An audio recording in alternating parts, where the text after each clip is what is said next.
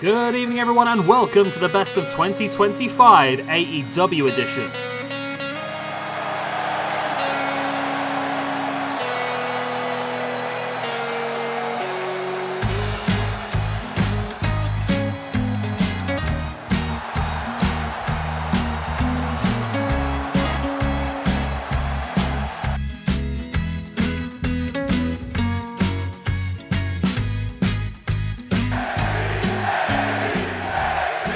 Right, then we kick off tonight's show with Mike Bailey, Speedball Mike Bailey up against Kyle Fletcher. This was a singles match from the Continental Classic back on Dynamite on the 10th of December.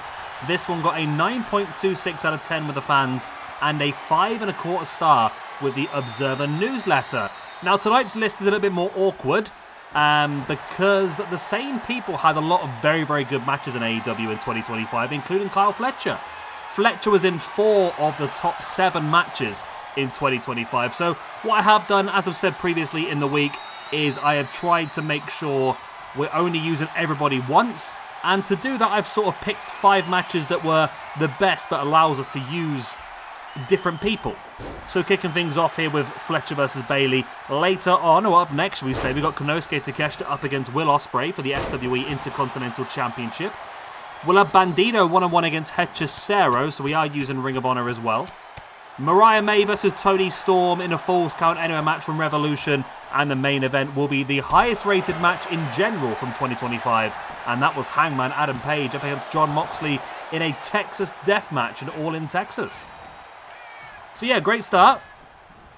And a good chance to use Speedball Mike Bailey, because I don't think we've ever really used a ton of him in the past.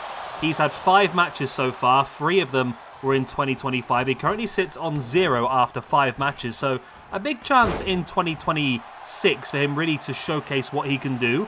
We are bringing in the Canadian Championship this year as well, which of course is a division that he'll be involved in. And I think cruiserweight-wise and also tag team-wise alongside Kevin Knight would be really good for him this year as well. I mean, it's mainly my fault.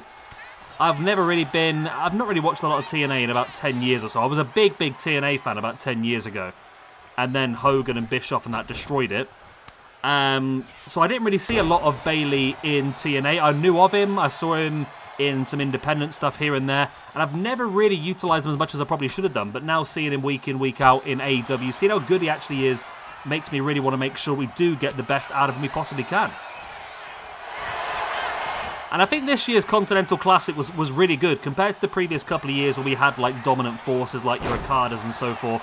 This year they sort of spread the points out a bit more, and this match was actually won in real life by Mike Bailey, which is possibly one of the biggest matches he's won, definitely in AEW, potentially maybe even his career, because obviously Kyle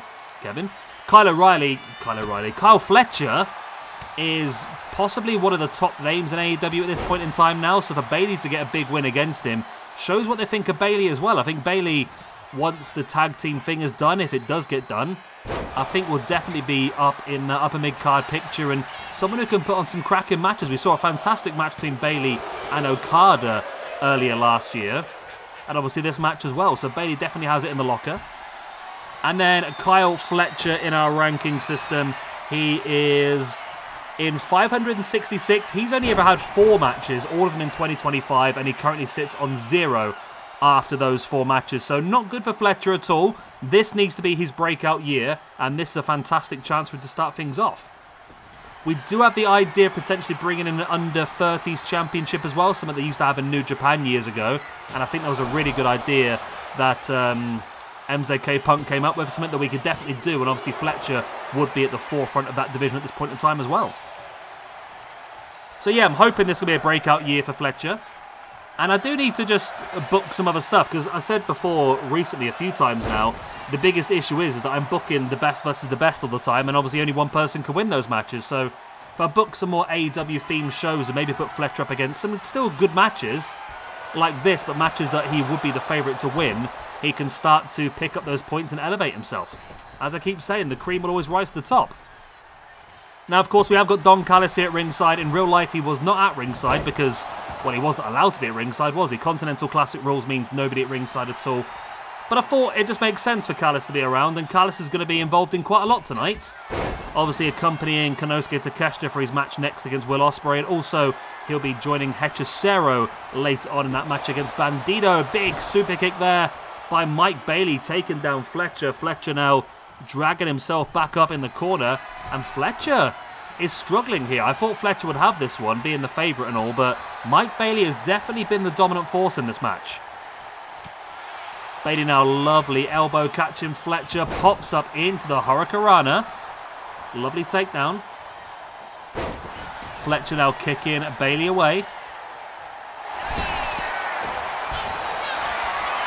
And look at that. Oh, Fletcher caught him and tombstones Mike Bailey. Middle of the ring. Will that be enough for the 1? For the 2? Oh, it's only a 2 count, but it was bloody close. Fletcher now backing away into the corner, up on the middle rope, diving in with a fist right into the face. Bailey has been busted open now, I think, with that fist, but Bailey fighting back. Of course, he is well known for his strikes. Lovely drop kick. I think I have booked a few potential AEW shows that we could record in the future. Bailey, lovely kick right into the face.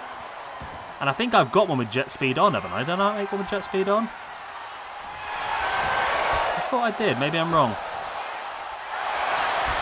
Oh, no, yes. I've got a... I'm looking to do potentially in the near future a AEW double where it's going to be the new signings from 2025 versus the people that left in 2025. So it'd be jet speed up against Kingdom would be the plan. But I don't think both members of Kingdom have left. I think it's only Taven, to be honest.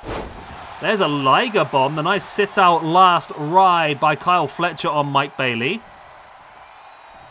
I've also got the idea, and it's funny because I booked this idea, and then people have been talking about it online today about doing a Don Callis versus the rest of AEW style show. So I sort of booked that as well, which I think would be quite a good one to do. Got Lance Archer versus Moxley. I've got Mark Davis and Jake Doyle versus Jet Speed. El Clon versus Hologram. Hechicero, Josh Alexander, Andrade versus the Conglomeration, and Mike Bailey's bloody done it, and Okada, Takeshita, Fletcher in the main event. I think that'd be a really cool show to do, but there we go. Mike Bailey picks up the win, just like he did in real life against Kyle Fletcher. Fletcher drops to a -1 after 5 matches, but Speedball. Speedball Mike Bailey with that win moves up to a +1 after 6. +1 for 1 so far for him this year. Yeah, so a great start to the year for Mike Bailey. I'll be honest, as I said quite openly, I expected Fletcher to go on and win this one. I really, really did. But Bailey showcasing his ability, hit some fantastic maneuvers, some great momentum as well.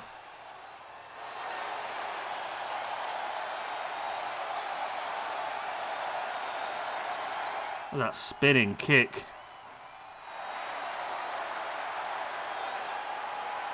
Only a 2 count, not quite enough. I know that spinning. I thought this was going to be enough. The spinning tombstone, still not enough.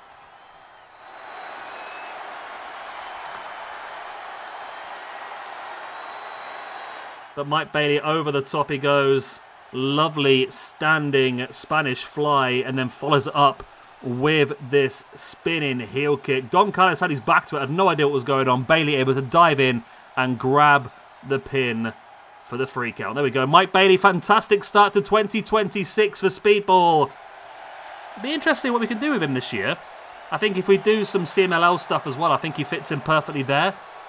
Maybe even some TNA stuff. It'd be good to get some use out of him.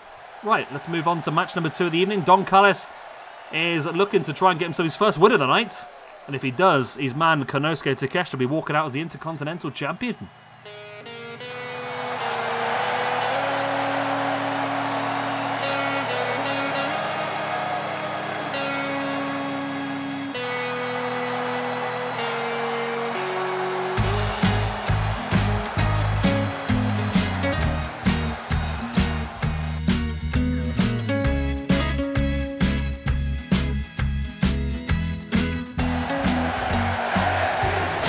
Right then, here we go, second match of the evening. This one for the SWE Intercontinental Championship, currently held, of course, by Will Ospreay. This match was Dynamite back on the 16th of April 2025. It was Dynamite Spring Breakthru. It got a 9.39 with the fans on Cagematch and a 5 4.5-star rating from the Observer newsletter. So it was an absolute cracking match, of course, as it is always going to be. I mean, you look at these guys on paper, you know it's going to be incredible, isn't it, really? It's no surprise to anybody.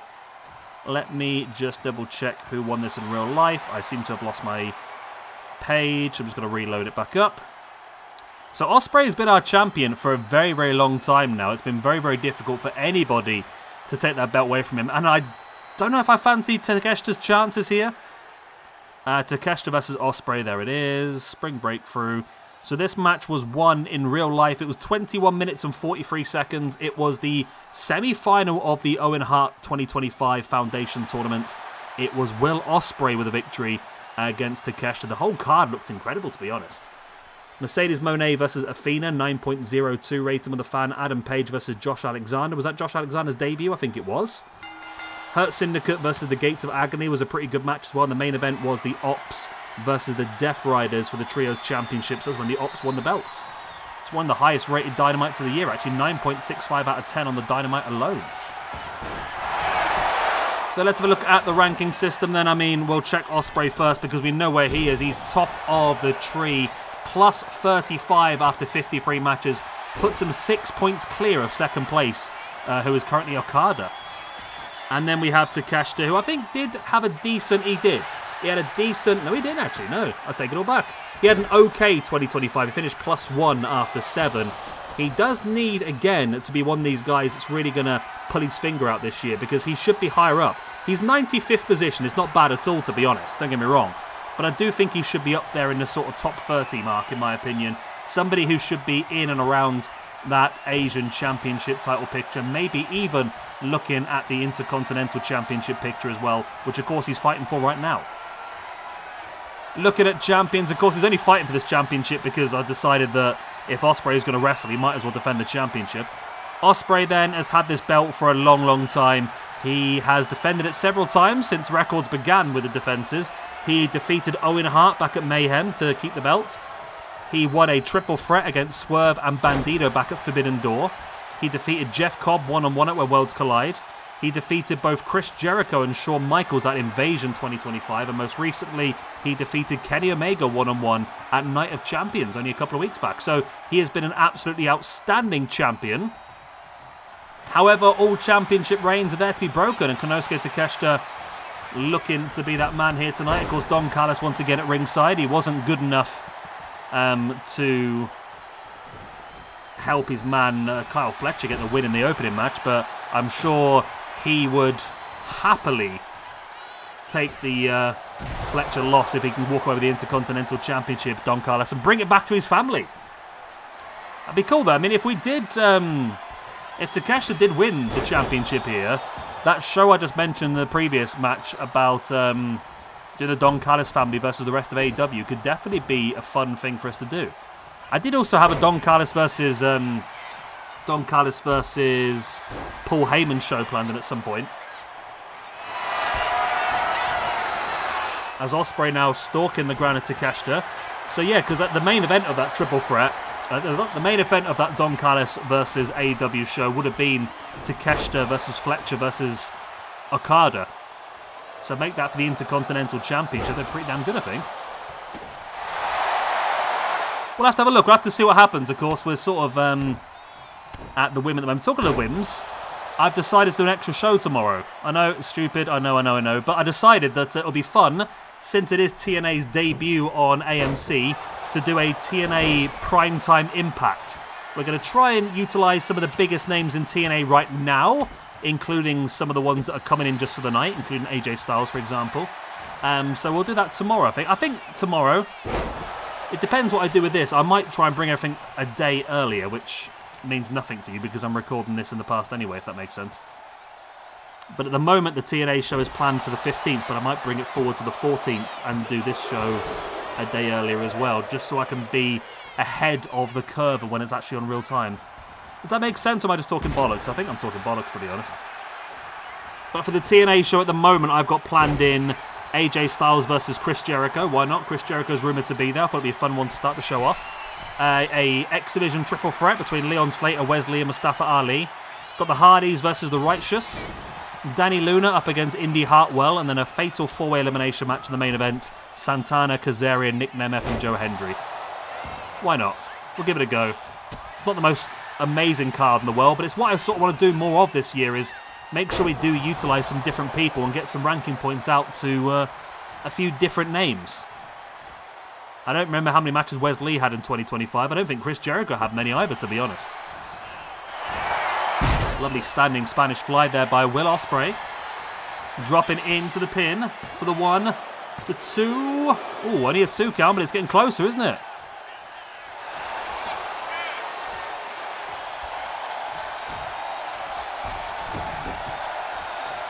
Will Ospreay now looking to bring Takeshita back up to his feet. Wow, spinning heel. Everyone's loving that spinning heel kick tonight, aren't they? Heading now up to the middle rope. What's Ospreay planning here? Looking for the moonsault. Takeshita rolled out the way. Big launching German suplex by Takeshita on Ospreay.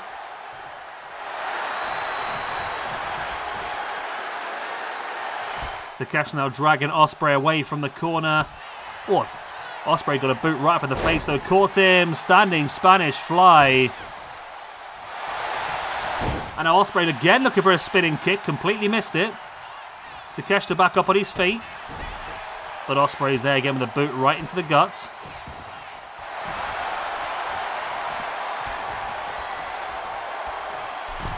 Ospreay once again up to the middle rope. Willing Takeshita back up. What's the plan? Dives in. Lovely Hurricanrana takedown. And now Ospreay is stalking. Looking now to take Takeshita up on the shoulders. Looking for that storm breaker. He hits it. There's the pin for the 1, the 2.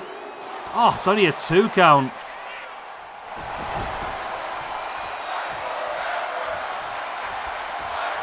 Will Ospreay, though, in firm control, just dropping the boots across the face of Takeshita. Willing Takeshita now back up to a standing base. Springboard, looking for a phenomenal forearm. Takeshita saw it coming, moved out the way.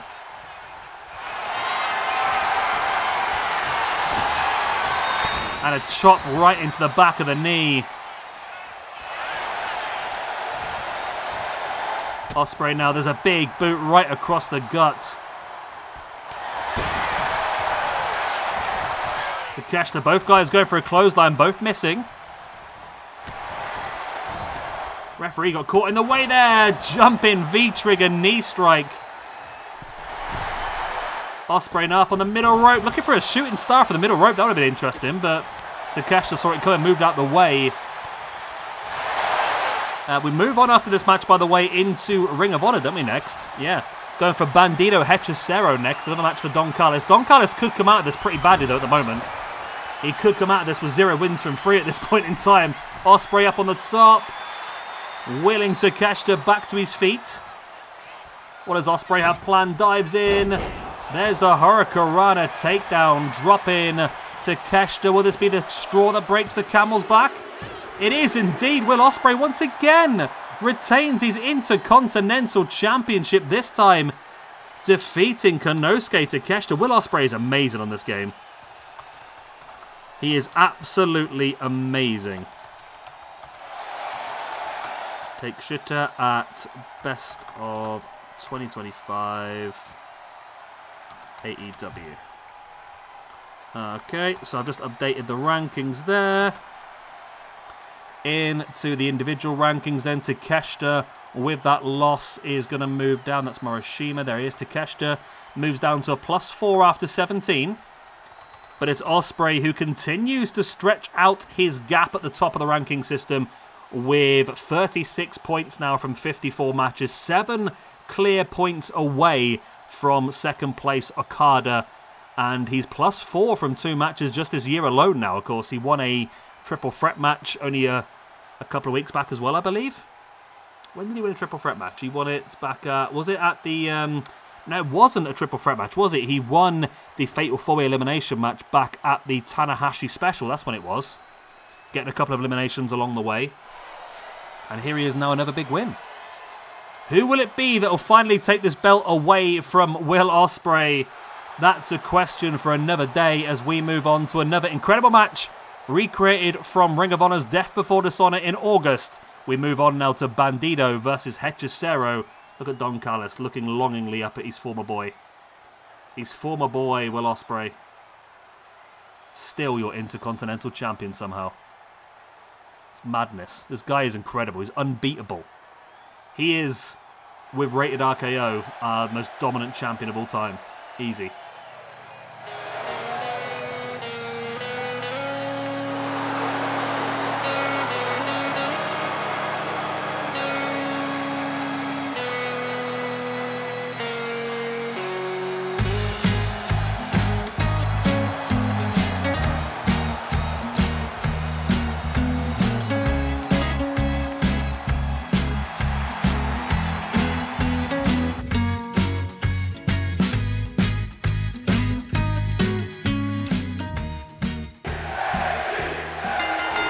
Right, then we head back now for our third match of the evening to Ring of Honor's Death Before Dishonor, 29th of August 2025.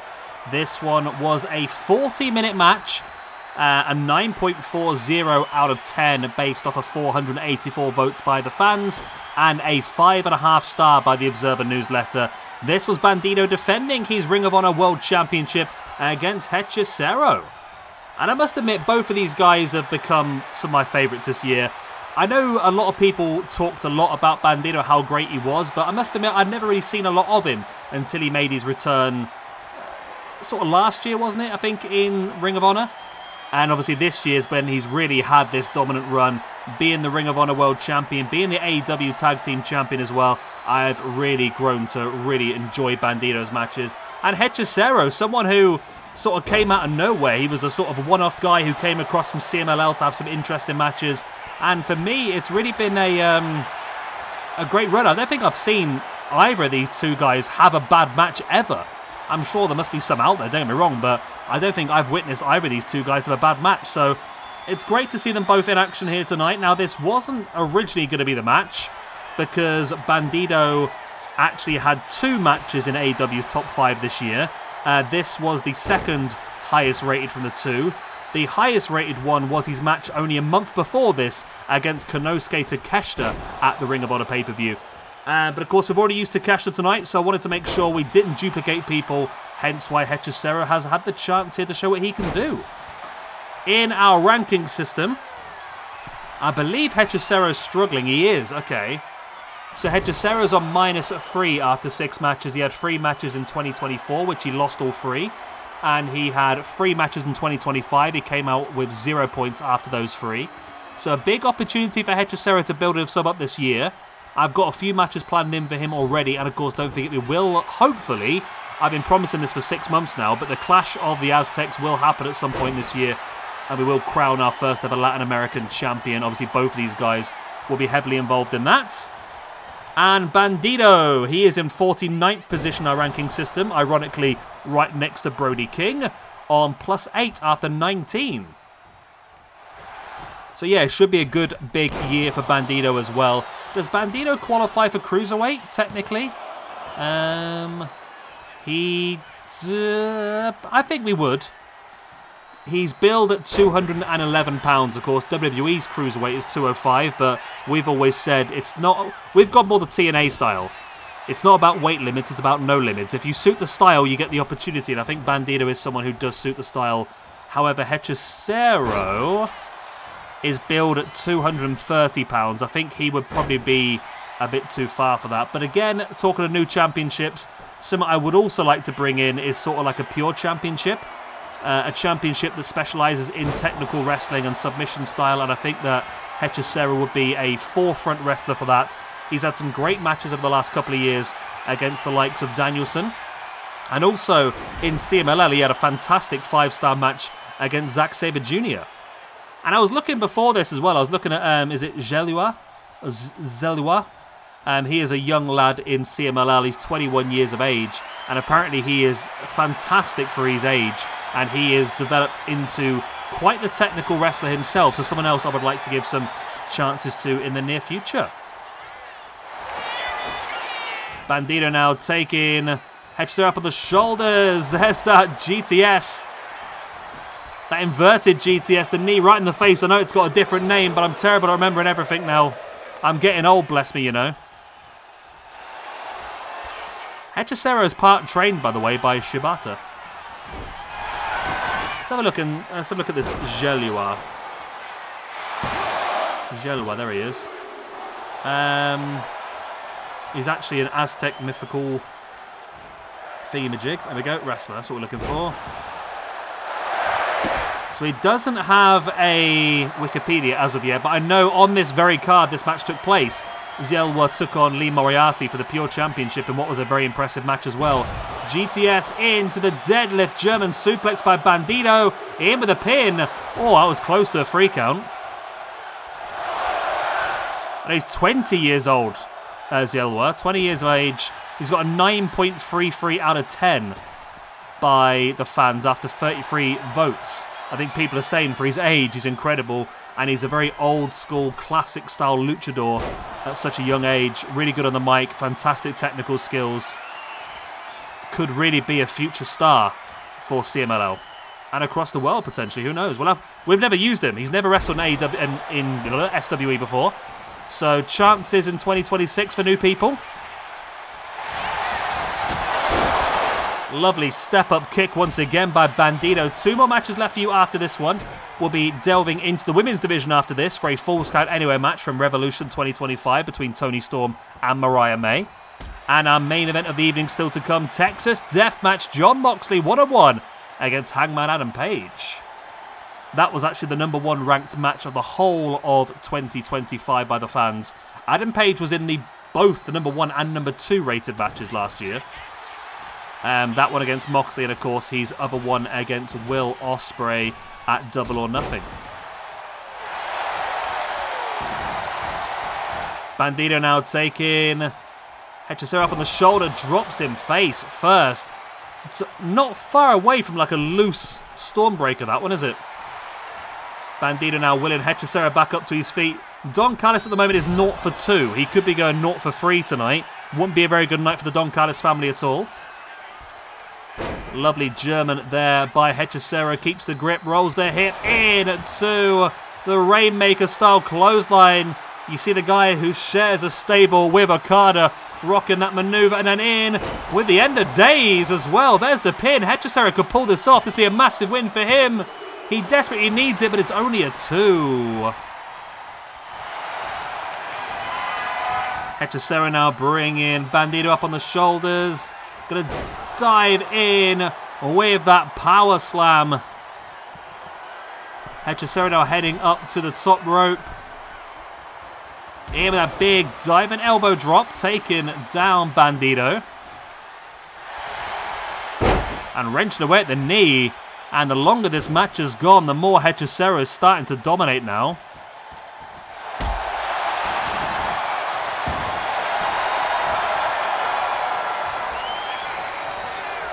Hechicero now with the strikes in the gut of Bandido.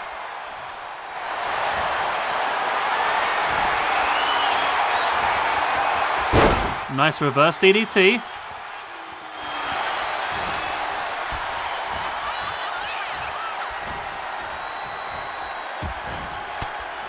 There's the elbows in the gut now by Hechicero.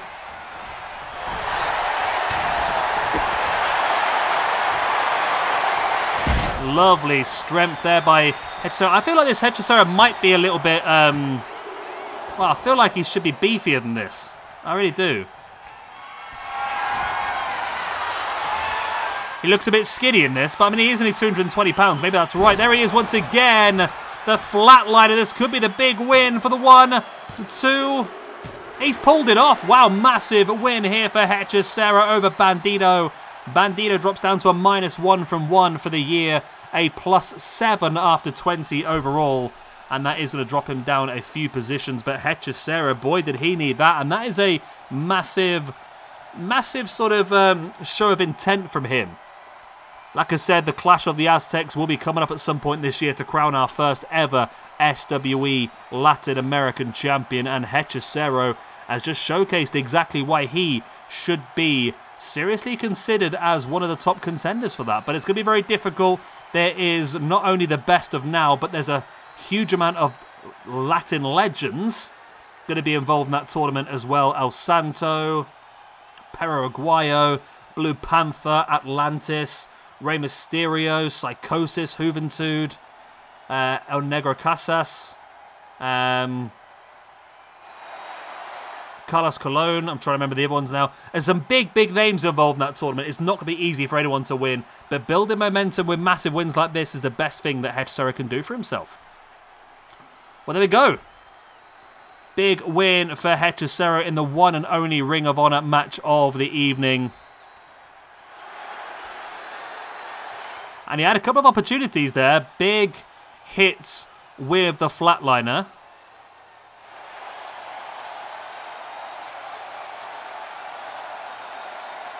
And he hit several of those flatliners before it was fine enough. There was a big elbow drop from the top as well. This one I was talking about how he's not as thick as I thought he was. His feet are tiny as well. I don't know. I mean, 220 pounds. I feel like in real life he's thicker than this, but either way it's effective for a minute, I suppose. Who am I to say? I'm terrible at making calls, so who am I to say this isn't right? There we go then. Big win for Hechicero. We move on then to our next match of the evening. Bit of women's action. Mariah May, Toni Storm, Falls Count Anywhere, Revolution 2025 in the highest ranked female match of the entirety of 2025.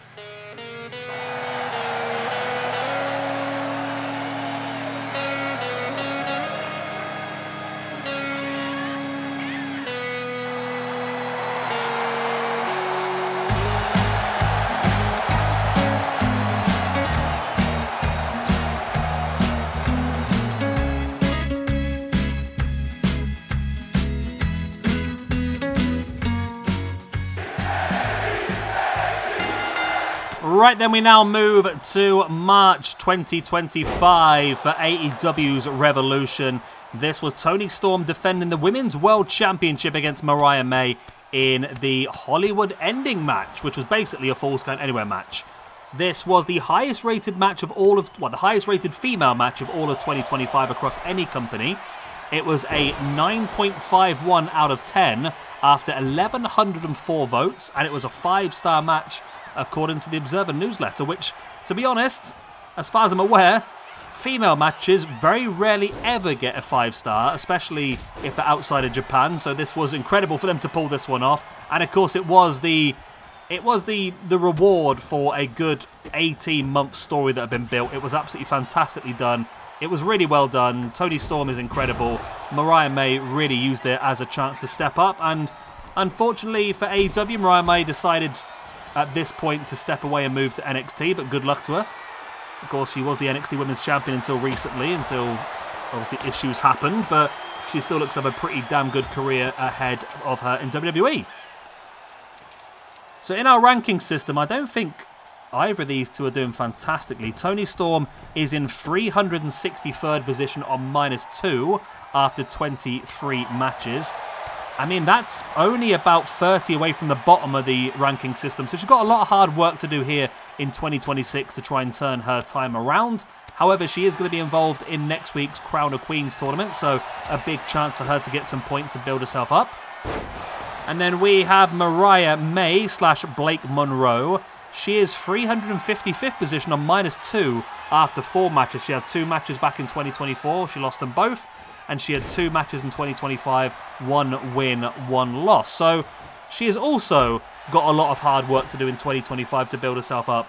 But I think she can do that. And I think she may also be involved. Let me just double check. Is she in this? Yes, Blake Monroe is also in the Queen of Crowns tournament. Timeless Toni Storm in round number 1 will be taken on Azumi. And Blake Monroe in round number 1 will be taken on Nia Jax. 2 very winnable matches for these two ladies. Both of them will be hoping to get themselves into the next round, and there's potential they could end up facing each other once again in that competition. Blake Monroe now goes for the pin. Feet are up on the ropes. Referee hasn't seen it, but in fairness, it doesn't matter because it's no DQ. Monroe there, lovely sit-out sidewalk slam. And of course, we've still got one more big match to come for you this evening after this one. That'll be Hangman Adam Page 1-on-1 against Jon Moxley in a Texas death match. Or as it's called on this game, a last man standing. Blake Monroe now grabbing a hold of the kendo stick straight across the gut of Toni Storm. Toni, though, back up on her feet. There's the white noise. Taking down Blake. Waiting for it to get back up to her feet. And now... Oh, lovely. I've got no idea what that is, but it's bloody effective. Unfortunately, maybe go for a Storm Zero, but only a 2 count. Yeah, both these ladies desperate for points. In my opinion, Toni Storm definitely should be at the top end of the rankings, definitely in the top 20 or so.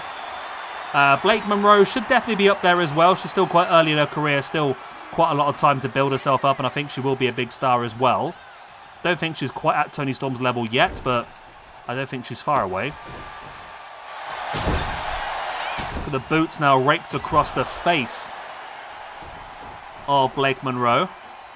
Mariah May, whatever you want to call her. We did Mariah in a couple of tag teams, didn't we, really? She's part of Rose Gold, alongside, of course, Mina Shirakawa. Mina Shirakawa now part of a tag team with Toni Storm, instead known as the Timeless Love Bombs. And we haven't used them before. Again, lots of opportunities for 2025.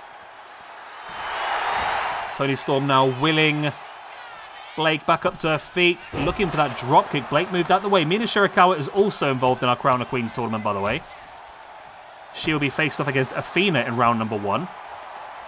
It's a really good competition. We've got Mercedes Moné, Timeless Toni Storm, Saya Kamatani, Tiffany Stratton, Stephanie Vacour, Io Sky, Athena, Sarie, Naomi, Rhea Ripley, JC Jane, Liv Morgan, Nia Jax, Starlight Kid, Lyra Valkyria, Chris Statlander, Jordan Grace, Mayu Iwatani, Mizuki, Blake Monroe, Julia, Roxanne Perez, Sol Ruka, Momo Watanabe, Nina Samuels, Mina Shirakawa, Willow Nightingale, Chelsea Green, Charlotte Flair, Zeuxis, Azumi, and Alex Windsor. So a really good tournament coming up for you over the next couple of weeks.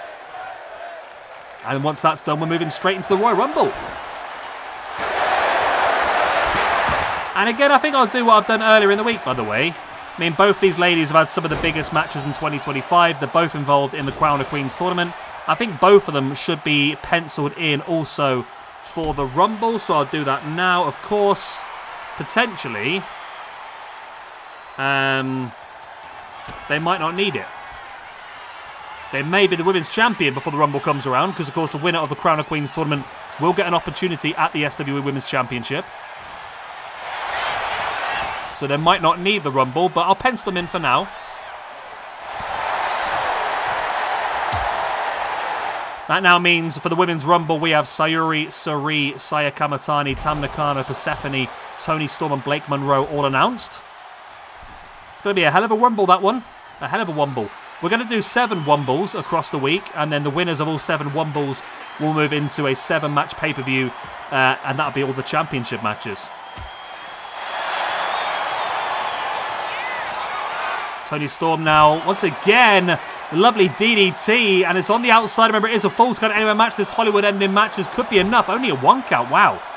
I mean, the referee was a little bit slowed down, but it should have really been enough, in my opinion. Toni now just dropping the boots into the face.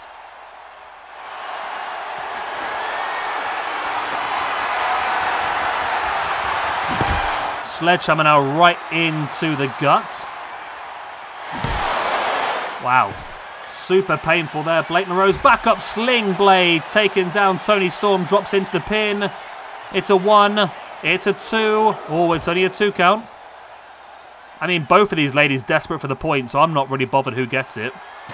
For me, it's just got to be one of them. Toni Storm raining down the forearms. I think I would prefer Toni Storm to get it, because I feel like she has the biggest increase needed out of the 2. Toni Storm now. Storm. It's not Storm Zero, is it? But there's the butterfly powerbomb on the outside. It is enough for Toni Storm to pick up the win. Mariah May / Blake Monroe drops down to a -3 after 5 matches. Toni Storm, with that point, is going to move herself up to a -2 after 24 matches. So the pair of them are going to switch positions for now. And I'm going to do some NXT shows moving forward, so I think that's a good chance for Blake to pick up some points. There's a few ladies in NXT that definitely could be fed to her to help her get some points. I asked ChatGPT to book me some current day NXT, and it's not really done too well with that, I must admit. No, this lady's name is not seen at all on those lists. I think what it's done is it's tried to book current day NXT against some bigger names to try and showcase the talent. Like Bron Breakker versus Roman Reigns, Wes Lee versus Dragon Lee, Pretty Deadly versus The New Day, Bianca Belair versus Rhea Ripley, Dragunov versus AJ Styles. Interesting, but not quite what I was hoping for. We could book some good stuff on our own though. There's loads of new people in NXT I really want to get a chance to use, so I think it'd be a great chance to do it and a chance to build up people like Mariah May. We could put up against the likes of Fia Hall and people like that, people who we need to get some use out of because they're on the roster. Maybe I'll try and book her against some of the people that we know we're going to lose off of the roster in 2025. What, 2026? I forgot what year we're in there for a second. Right, well done to Toni Storm. Massive win for you to start the year off, and this could be the start of something big. There's some great momentum now for her as well to move into that Queen of Crowns tournament next week. Let's move on to our main event of the evening. Hangman Adam Page versus Jon Moxley in a Texas death match. We had one of those sort of matches recently, and it was actually really good between The Undertaker and Terry Funk. Let's see if they can mimic that.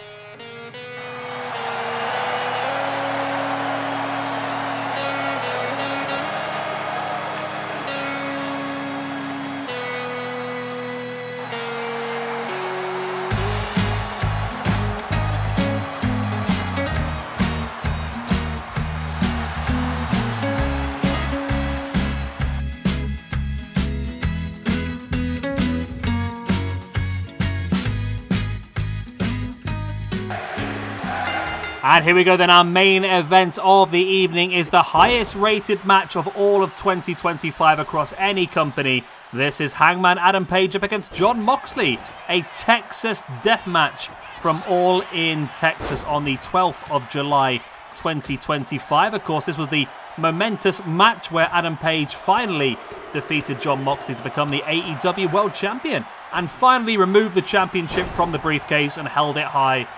It was a great match, not only because of the actual match itself, but obviously due to the story alongside it. I've said this before this week, that especially with the fan votes definitely go hand in hand with not only great wrestling, but the great story alongside it, and this is the evidence for that. I don't think this is the best in-ring match of the entire year, but adding those two things together really got the fans behind it.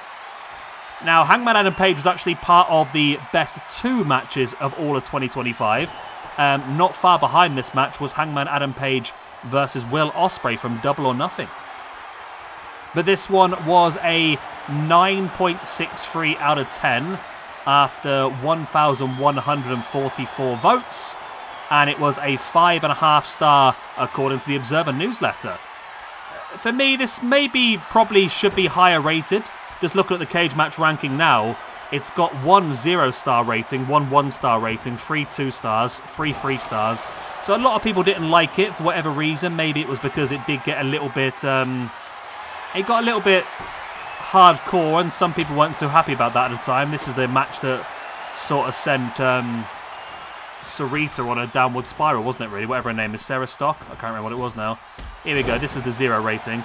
This match was just bad, just an indie trash match with way too many weapons and dump spots. Everything looked fake and stupid. Why we're being thrown in a bed of nails? When you get thrown in a bed of nails that big, you die. Not get up and just do more moves. Jon Moxley is probably the worst wrestler in the world today, and Hangman has no charisma. This match was full of no-selling, ridiculous spots, unnecessary runnings, and phony, dumb, unrealistic moments. AEW is nothing but a glorified indie promotion with way too much money. Moxley's entire run is awful, surrounded by much of uncharismatic wrestlers doing non-believable promos and wrestling unrealistic matches. Well, I think we can say that guy is definitely a WWE fan. That is crazy, to be honest with you. The highest rated match the entire year, and that guy giving it 0 out of 10, but there you go. In our ranking system then, let's have a goosey gander at both these guys. I'm pretty sure Moxley's not doing bad. He is in 46th position with +8 after 52 matches. So he is looking pretty good. Will want to be higher than that, though, I would imagine. And then we have Hangman Adam Page. He had a really good 2025, actually. He got +5 after 8 matches in 2025, which now puts him on +6 overall after 26 matches, which puts him in 72nd position, only about 25 places behind Moxley. A win here would elevate him about another 10-15 places. So both these guys are in a decent position to have a strong run in 2026, and this could be the start of that momentum building. So of course this is a last man standing match, so essentially the winner is the person who can keep their opponent grounded for a 10-second referee count. We had one of these recently. I've sort of avoided them because they weren't very good in the past, but we had one recently between The Undertaker and Terry Funk, and it was actually a pretty good match, so I thought, why not go for it a bit more? Well, we're matching real life at this point in time, but I have actually booked a couple of these matches in the future as well, so be a good chance for us to utilise some more. I think I've got penciled in, I mentioned earlier about the Don Callis versus AEW show. I've got penciled in for that, Jon Moxley versus Lance Archer in a Texas Death Match. I thought that would suit pairing them quite nicely. Also, I just want to double check, because I do have a planned hardcore tournament coming up in February, St. Valentine's Day Massacre. I want to make sure I have got Jon Moxley in there. I'm not being stupid. Of course he must be in there, surely. Yeah, of course he is. Yeah, there we go. I did have a list of people for that, and that list is getting bigger and bigger and bigger at this point, so I'll have to see who I can get hold of and make a really good hardcore tournament out of it. We might end up having several, like, 8-man matches in the first round and just see who gets through, but we've got a lot of big names in there. Nick Gage, of course, Sandman, Terry Funk, Raven, Necro Butcher, Justice Payne, Danny Havoc, Masada, Ricky Shane Page, Matt Tremont, Jimmy Havoc, Schlack, Drew Parker, Madman Pondo, Bear Bronson, Joe Gacy, Pagano, Jeff Hardy, Abyss, Rhino, Bully Ray, Cactus Jack, Bruiser Brody, Stan Hansen, Abdullah the Butcher, Masato Tanaka, Atsushi Onita, Hayabusa. It's going to be an incredible tournament, it really is, so make sure you check that one up. That'll be coming for you after the Rumbles at the beginning of February, leading towards, of course, Valentine's Day. It's all go at the moment, as Moxley are just stamping on the hand of Hangman and then dropping in with a coffin drop. Moxley getting some it after all those matches against Darby Allin, stealing his finishers. And there's Moxley taking down Hangman into that captain's hook style submission. Remember, it doesn't really matter. There's no tap outs in this match. You can tap as much as you want. Referee's not going to stop the game. It's all... Right, great. The software crashed, but we're fine. We've only lost a couple of seconds. We're all good. Mox now running into the corner and reining in with a forearm into the face of Hangman Adam Page. Referee starts the count. I don't think that should be enough, to be honest, but you never know. Maybe I've got a plan of doing the... I've got the Don Callis versus AEW. Maybe I should do Death Riders versus AEW as well. I mean, there's plenty of members of the Death Riders, isn't there? So easily we could do the same thing. I got the Elite as well. Okay, let me move that to there and that to there. Death Riders versus AEW. There we go. Hangman's back up. Big, stiff clothesline drop in Jon Moxley. Yeah, I think... that'd be pretty good, actually. We could easily do that. Now we've got Daniel Garcia, Wheeler Yuta, Marina Shafir. Megan Bayne is sort of loosely involved, but I think Marina Shafir going solo will be absolutely fine for that one. Got Moxley, you got Pac, you got Cesaro, you got Danielson, I suppose. William Regal could be involved in that. So definitely a lot of people we could really use in that show.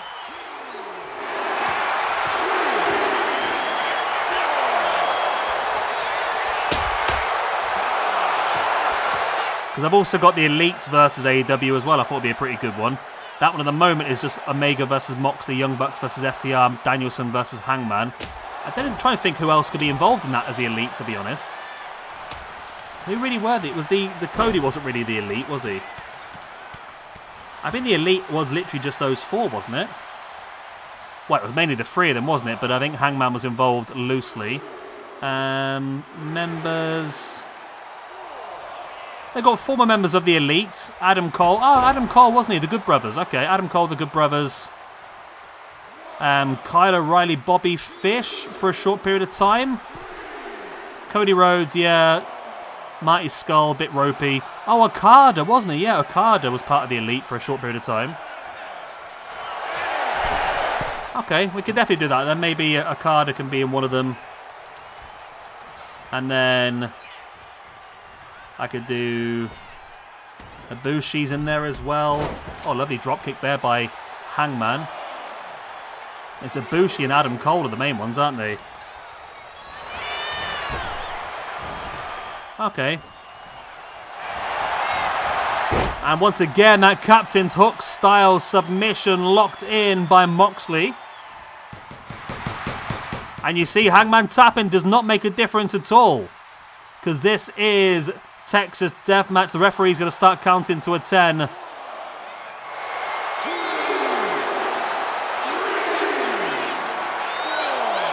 Moxley just outside taunting. He thinks he's got this one here. He might be right, you know. The damage has been done. Hangman bleeding, flat on his back, unconscious. Referee, no! 9 count, and Hangman gets back up to his feet. Hangman now looking at the dead eye on Moxley. That might be enough.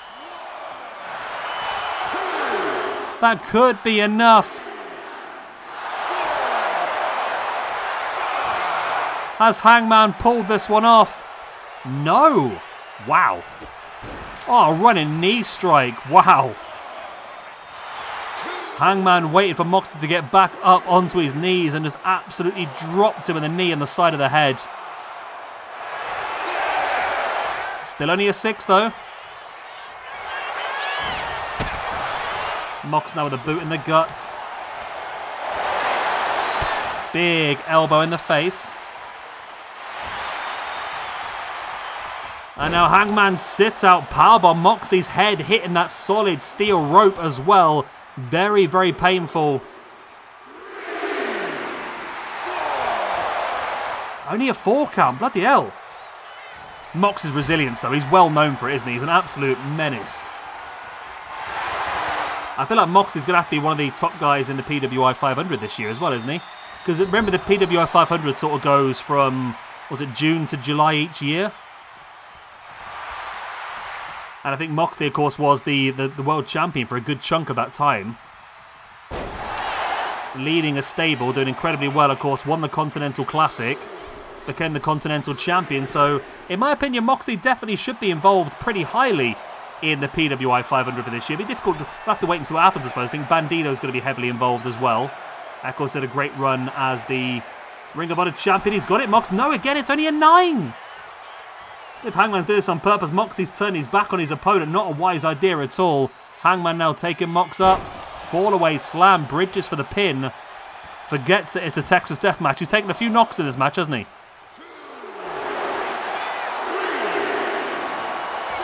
Hangman now backing away into the corner, allowing the referee to do his job with the count. Referee's up to a 7 count.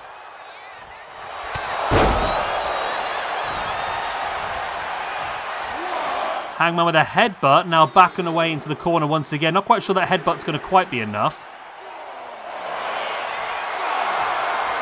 Might be enough, you know. Referee's up to a 6, 7. No, only a 7 count. Mox now with a boot in the gut. And oh, look at a knee strike. Wow. Absolutely brutal knee strike.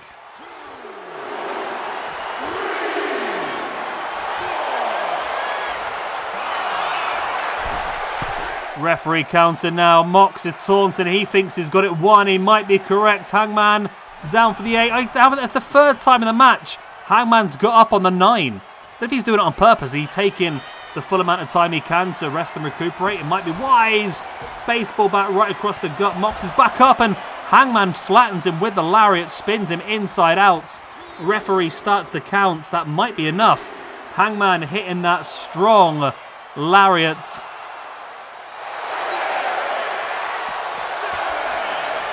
Hangman back in the ring now. He's off for a taunt. No, it's Jon Moxley up on a 9 count now as well. Hangman can't believe it. Moxley able to avoid Hangman, sends him off the ropes now. Running knee strike right in the face. Moxley thinks he's got it again. Mox now just crouching next to his fallen opponents. No, Hangman's back up again on the 8 count.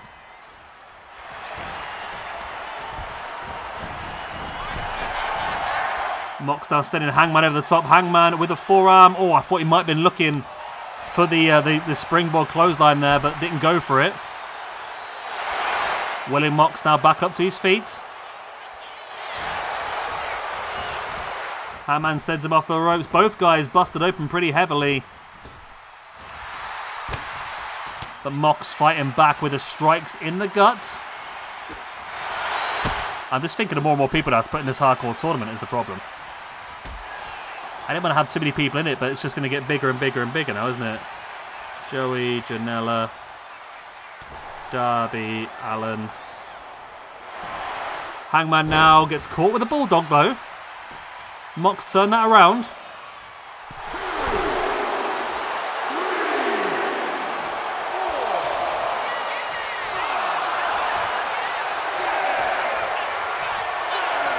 This might be enough, you know.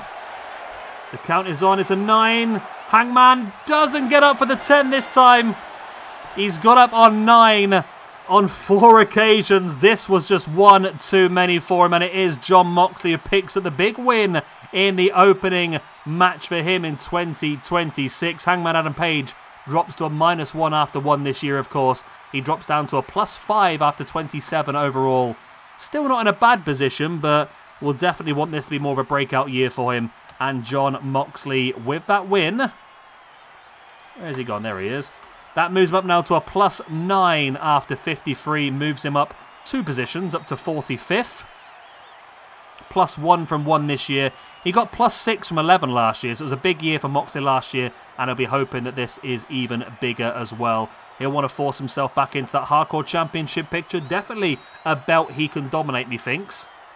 And he'll also want to get heavily involved, potentially in the US title, maybe even the World Championship, who knows? He needs a lot more points if he wants to do that, though, doesn't he, really? But I do, like I said, I mean, looking at these AEW shows that I'm sort of planning for the future, the idea of doing Death Riders versus AEW, I think, is a clever idea. Definitely can be involved in that as one of the main names. He's got a few matches planned in already, like I said, for the one that is all around the Callis family. I've got Moxley planned in for another Texas death match against Lance Archer. There's potential matches against Joey Janela and Darby Allin as well. Moxley versus Eddie Kingston. Moxley versus Bryan Danielson. There's some interesting matches that I'm really looking forward to pulling out.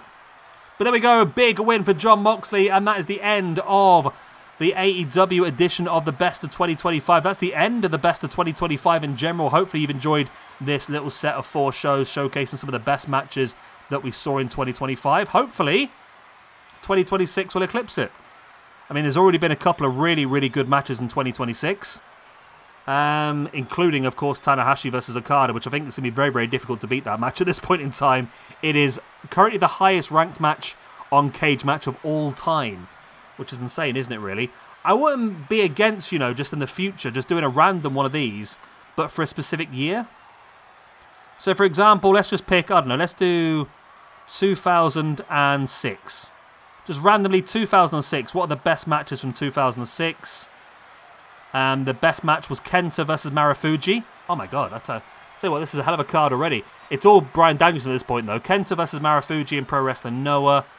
Bryan Danielson versus Nigel McGuinness. Bryan Danielson versus Kenta.